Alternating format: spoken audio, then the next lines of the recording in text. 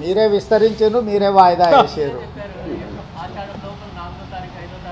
నేను తారీఖులు ఏం చెప్పలేదు. విస్తరించాలి, పిసిసి అధ్యక్షుడిని నియామకం జరగాలి, మంత్రివర్గ విస్తరణ జరగాలని ఏఐసిసి అధ్యక్షుడికి విజ్ఞప్తి చేసినాం. వాళ్ళ పరిశీలనలో ఉందని చెప్పినాం. ఇప్పుడు కూడా వాళ్ళ పరిశీలనలో ఉంది.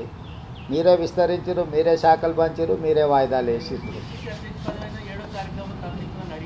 అది కూడా నేను అడిగాను. 7 తారీఖు 3 సంవత్సరాలు పూర్తవుతుంది, ఆ లోపల కొత్త అధ్యక్షుడిని నియమించండి అని చెప్పి నేను విజ్ఞప్తి చేసిన.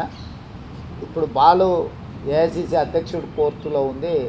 దీనికి సమాధానం మీకు అక్కడి నుంచే సరైన సమాధానం వస్తుంది. అది అక్కడ చెప్పాల్సిందే. నాకు ఏకాభిప్రాయం ఉంది, ఆల్రెడీ చెప్పేసిన. వేరే వాళ్ళని నియమించండి, దాంట్లో ఏం భిన్నాభిప్రాయాలు, ఏకాభిప్రాయం. మీ పాలనపైన ఇప్పటికీ తెలంగాణ ప్రజలు విరక్షిస్తున్నారు. తొందరలోనే టార్చ్ లైట్ వేసుకొని బీఆర్ఎస్ కోసం ఎదులాడుకునే పరిస్థితి కేసీఆర్ గారు.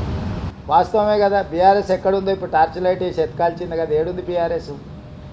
సింగిల్ సీటు కూడా పార్లమెంట్లో లేదు. పార్టీ పుట్టినప్పటి నుంచి 25 సంవత్సరాలలో ఇంత దీనావస్థ ఎప్పుడూ లేదు.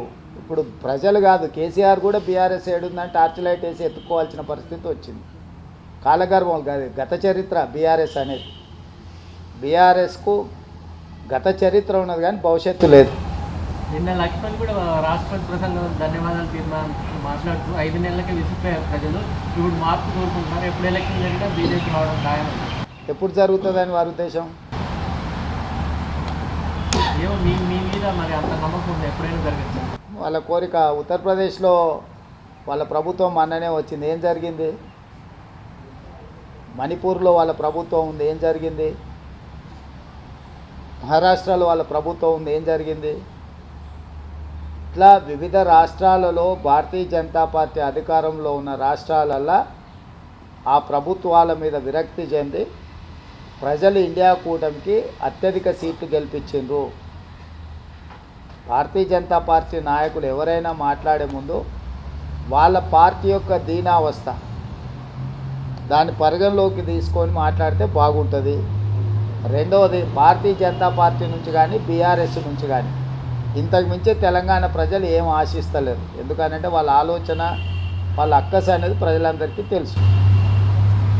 జరగబోయేటువంటి ఇరు రాష్ట్రాల ముఖ్యమంత్రుల సమావేశంలో విభజన చట్టంలోని హామీలు పెండింగ్ అంశాలే కాదు, ఇవాళ అదే అంశాల మీద ప్రధానమంత్రి గారిని, అమిత్ షా గారిని వాళ్ళ దగ్గర ఈ ప్రస్తావన ఏమైనా వస్తుందా? ఇట్లా ఇతర ముఖ్యమంత్రులను కలిసి కూర్చొని మాట్లాడుకోబోతున్నాం. తెలుసు, అమిత్ షా గారికి చెప్పిన 6 తారీఖు రోజు రాష్ట్ర విభజనకు తర్వాత రావలసిన మా రాష్ట్రానికి అన్ని విషయాల మీద 6 తారీఖు రోజు మేము ఒక మంచి వాతావరణంలో కూర్చొని చర్చించుకుంటున్నాం.